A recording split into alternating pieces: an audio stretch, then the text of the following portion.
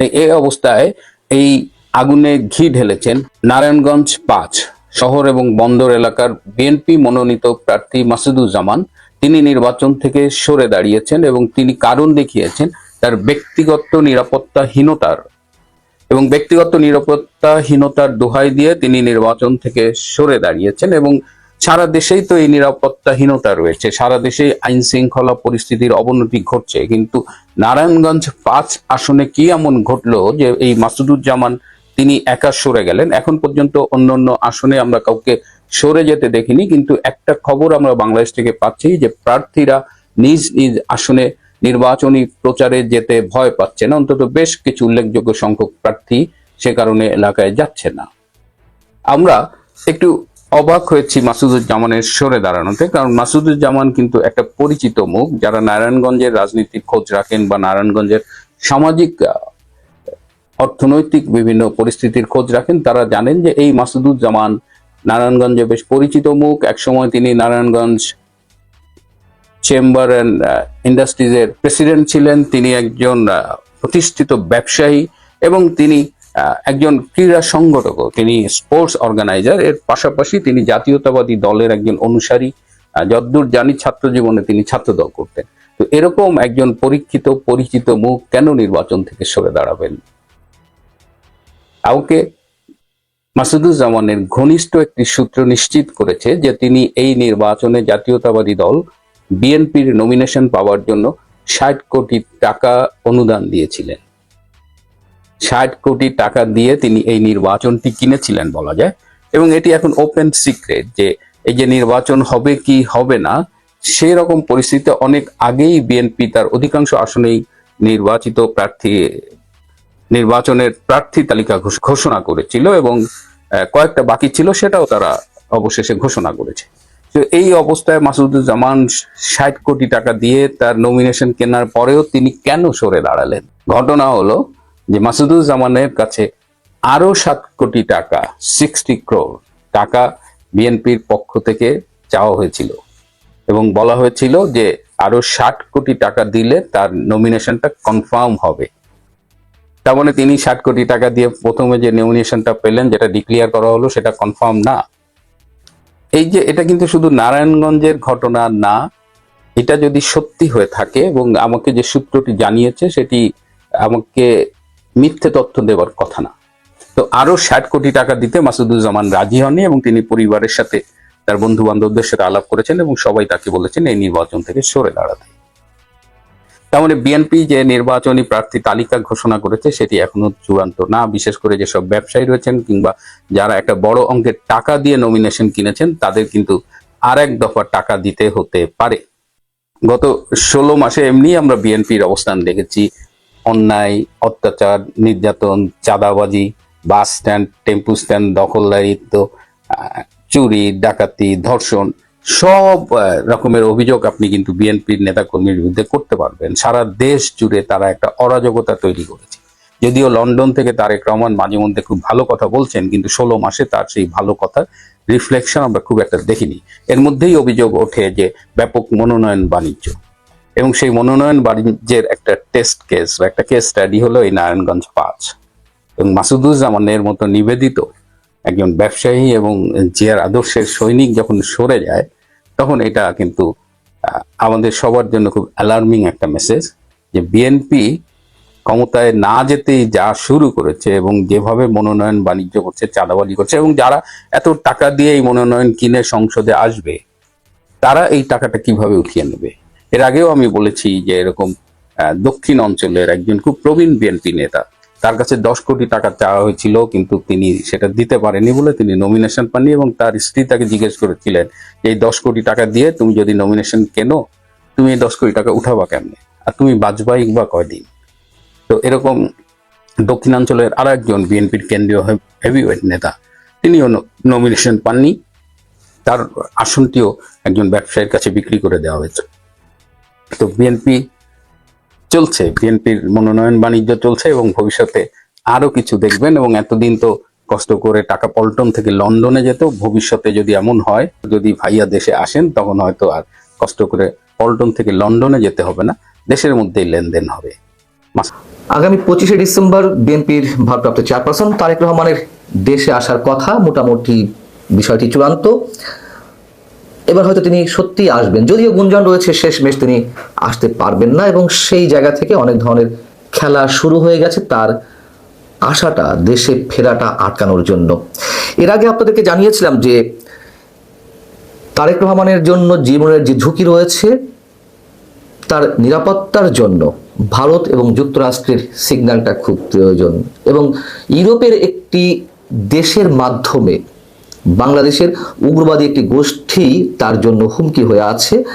আর যার কারণেই ডক্টর ইউনূস সরকারের উপরে নিরাপত্তার ক্ষেত্রে তিনি আস্থা রাখতে পারছিলেন না, বিধায় যুক্তরাষ্ট্র এবং ভারতের পক্ষ থেকে তার নিরাপত্তার বিষয়টি এনশিওর করাটা খুব বেশি প্রয়োজন ছিল, আমি এমনটাই বলেছিলাম। এবং যতদূর জানা গেছে যে এই দুই রাষ্ট্রের একটি জায়গা থেকে মোটামুটি তার নিরাপত্তার বিষয়টি নিশ্চয়তা দেওয়া হয়েছে। অনেকে বলছেন যে 25শে ডিসেম্বর তারেক রহমান যাতে দেশে ফিরে আসতে না পারে তার জন্য বড় ধরনের একটা বিশৃঙ্খলা সৃষ্টির চেষ্টা করা হচ্ছে বিশেষ একটি পক্ষ থেকে। খুব স্বাভাবিক, কারণটি হচ্ছে তারেক রহমান যদি সত্যি সত্যি দেশে ফিরে আসেন তাহলে পুরো বাংলাদেশের নিয়ন্ত্রণ বিএনপির হাতে চলে যাবে, তারেক রহমানের হাতে চলে যাবে। সেই ভয়, সেই আতঙ্ক থেকে উগ্রবাদী সাম্প্রদায়িক গোষ্ঠীর কোনোভাবেই এটি চাওয়ার কথা নয় যে তিনি দেশে ফিরে আসুন। এটা তো ওপেন সিক্রেট। জামাতে ইসলামীর এই মুহূর্তে প্রধান শত্রু বিএনপি। বিএনপিকে যেভাবে নানানভাবে বিভিন্ন ক্ষেত্রে অভিযুক্ত করা হচ্ছে, কুৎসিত ভাষায় বিএনপিকে আক্রমণ করা হচ্ছে, শুধু জামাত নয়, জামাতে মনোভাবাপন্ন এনসিপি সহ আরো বেশ কয়েকটি দল এখন বিএনপিকে টার্গেট করেছে। আওয়ামী লীগ তো মাঠে নেই, সেই জায়গা থেকে এখন বিএনপি তাদের মূল শত্রু। বিএনপিও অনেক ধৈর্য দেখিয়েছে, ধৈর্য ধারণের পরে শেষমেশ এসে বিএনপিও আক্রমণ করা শুরু করেছে জামাতকে, এবং ইতিহাসের জায়গা থেকে 71-এ জামাতের কি ভূমিকা ছিল, যুদ্ধাপরাধের ক্ষেত্রে কোন কোন ব্যক্তির বা কোন কোন দলের ভূমিকা কি ছিল, সেসব মোটামুটি তুলে ধরা হচ্ছে বিএনপির বিভিন্ন পর্যায়ের শীর্ষ নেতৃত্বের জায়গা থেকে। এবং কারা দেশের মূল শত্রু হিসেবে নিজেদের পরিচয় তুলে ধরেছে সেটিও স্পষ্ট করা হচ্ছে খোদ তারেক রহমানের পক্ষ থেকে। এই কথাগুলো এই কারণেই বললাম, জামায়াতের আমির ডক্টর শফিকুর রহমান তিনি হঠাৎ করেই লন্ডনে গেছেন। তার এই লন্ডন সফর কেন, কি উদ্দেশ্যে? জামায়াতের পক্ষ থেকে বলা হচ্ছে যে যুক্তরাজ্য সরকারের একটি প্রতিনিধি দলের সঙ্গে পূর্ব নির্ধারিত বৈঠক রয়েছে, সেই বৈঠকে অংশগ্রহণের জন্য তিনি সেখানে গেছেন, এবং এর পরবর্তীতে তিনি সৌদি আরবে যাবেন উমরাহ পালন করতে। আবার এবারের সফর সম্পর্কে যখন জামায়াতে ইসলামের ইউরোপের মুখপাত্র ব্যারিস্টার আবু বকর মোল্লার কাছে জানতে চাওয়া হয়েছিল যে কি উদ্দেশ্যে তিনি লন্ডন গেলেন, তিনি এবার বলছেন যে বৃহস্পতিবার কোনো এক সময় এটি আনুষ্ঠানিক সংবাদ সম্মেলনের মাধ্যমেই ডক্টর শফিকুর রহমান সাহেব ক্লিয়ার করবেন যে এই সফরের উদ্দেশ্য কি। মানে এখানেও একটি কৌতূহল। প্রথমে যে আমাদের পক্ষ থেকে বলা হয়েছে যে যুক্তরাজ্য সরকারের একটি প্রতিনিধি দলের সঙ্গে তার বৈঠক রয়েছে, আর পরবর্তীতে আবার ইউরোপের মুখপাত্র জামাতে তিনি বলছেন যে সংবাদ সম্মেলনে স্পষ্ট করা হবে। এত রাগ ঢাকার কি আছে, এত রহস্য তৈরি করার কি আছে?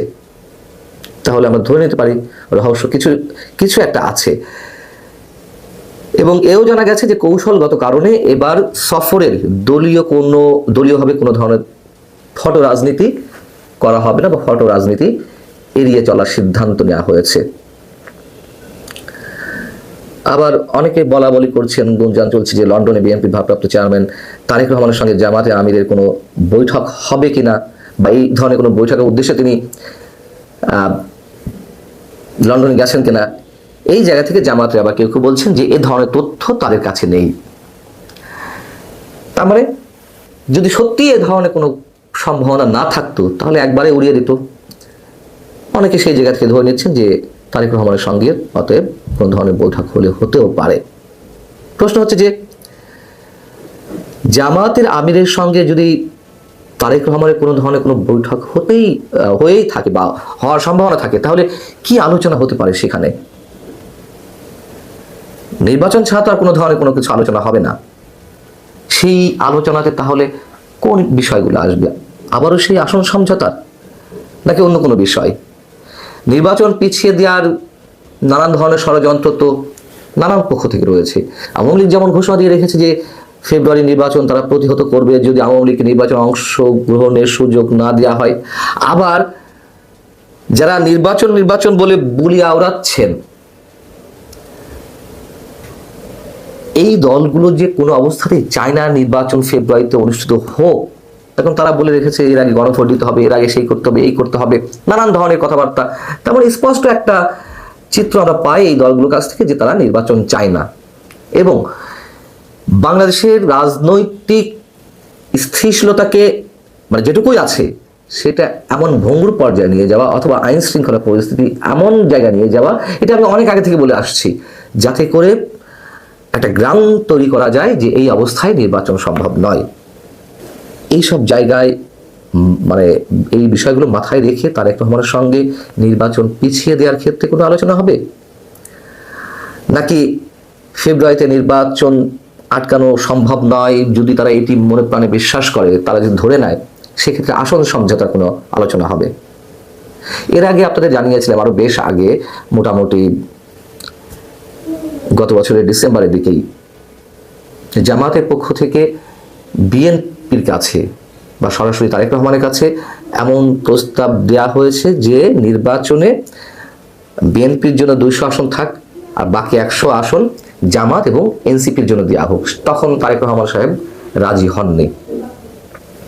এবারও যদি সে ধরনের কোনো প্রস্তাব দেওয়া হয়, যদি দেওয়া হয়, নিশ্চয়ই তারেক রহমান সেটি প্রত্যাখ্যান করবেন, এমনটাই বিশ্বাস অনেকের।